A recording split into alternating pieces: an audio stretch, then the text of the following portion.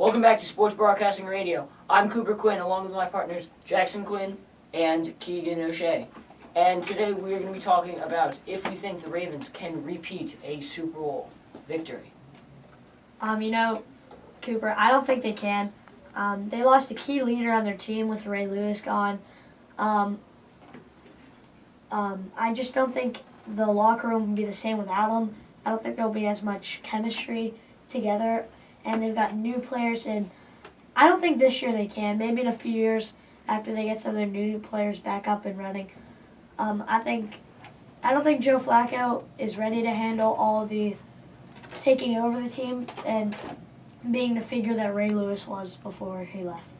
I agree with that, but I think that they still have a chance on the field because with Ray Lewis, most of the season he was out with the injury, and they still made it to the Super Bowl with that. And he didn't really have that many key plays in the Super Bowl, so I think they still have a chance of winning it this year.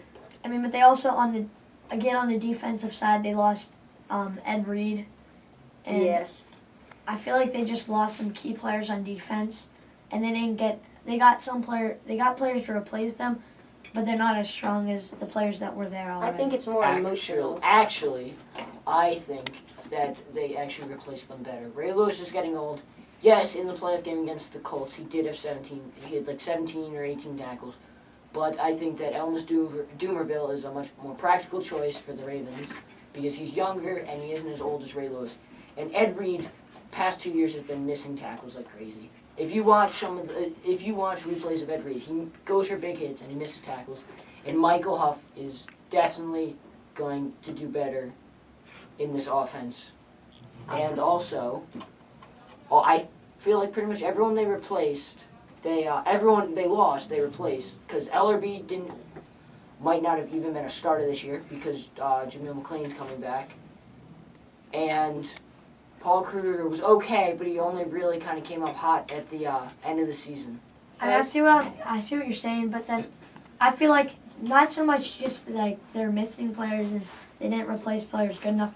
But I feel like that it's going to take them a year to get these new players into it and get everybody back into like meshing, and get some new players back, get new leaders and everything. But so you're saying you do think they can repeat it? I think that, because I feel like if you lose players on defense, but then get like better players back, it's not as hard to like get the same chemistry because on defense, it's not you're just kind of tackling someone. While on offense, you have to have the same chemistry between your quarterback and wide receiver, quarterback and running back.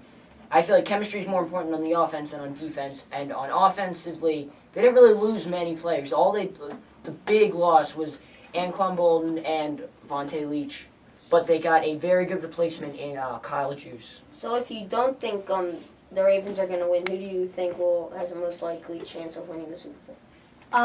I feel like the 49ers could go back into it. They have a very solid defense, and I feel like after their playoff run this year, because Kaepernick, he was kind of newer.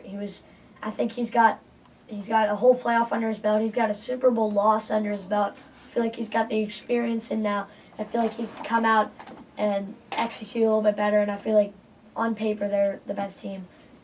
I think the Broncos have a chance because now that Peyton Manning has gotten used to the Broncos offense, I think he'll be more likely to have more chemistry with them, and he knows how they work now, and he just has more experience with the Broncos now after his first year. I feel like both of you guys are wrong. If the Ravens don't win, it's definitely the Texans.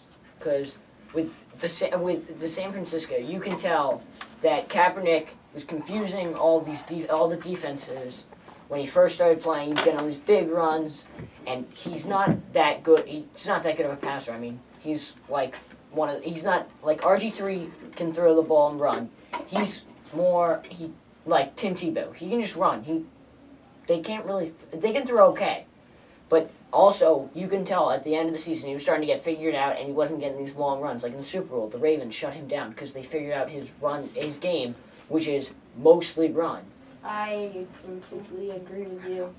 And this is Jackson Quinn with my partners Cooper Quinn and Keegan O'Shea, signing off from AFM 1570 Radio.